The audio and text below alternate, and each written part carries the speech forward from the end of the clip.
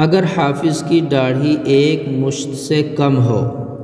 سوال: ہمارے شہر میں صرف ایک حافظ قرآن ہے لیکن اس کی داڑھی ایک مشت سے کم ہے، کیونکہ وہ داڑھی کو تراش لیتا ہے، اس کے پیچھے تراویح پڑھنا جائز ہے یا نہیں؟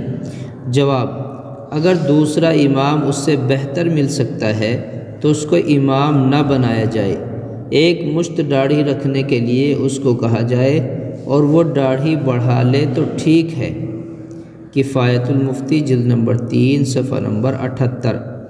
امداد المفتین میں داڑھی منڈوانے یا کٹوانے والے کے متعلق ہے کہ وہ شخص فاسق اور سخت گنہگار ہے، اس کو امام بنانا جائز ہے کیونکہ اس کے پیچھے نماز مکروہ تحریمی ہے اور وہ واجب الاحانت ہے، اس کو امام بنانے میں اس کی تعظیم ہے، اس لیے اس کو امام بنانا جائز نہیں ہے۔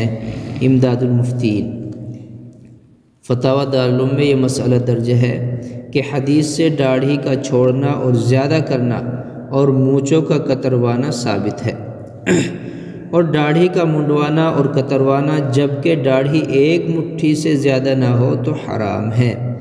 جو شخص ایک مٹھی سے کم داڑھی کو کترواتا یا منڈاتا ہے وہ فاسق ہے اور فاسق کی امامت مکروہ تحریمی ہے۔ جس شخص میں اگر سب باتیں موافق شرع کے ہیں لیکن ایک بات میں وہ خلاف اور فعل حرام کا مرتکب ہے تو فاسق ہے، اس کو چاہیے کہ وہ فعل حرام سے بھی توبہ کرے اور داڑھی نہ منڈائے اور نہ کتروائے۔ البتہ ایک مٹھی سے زیادہ ہو تو اس کو کتروانا فقہا نے جائز لکھا ہے۔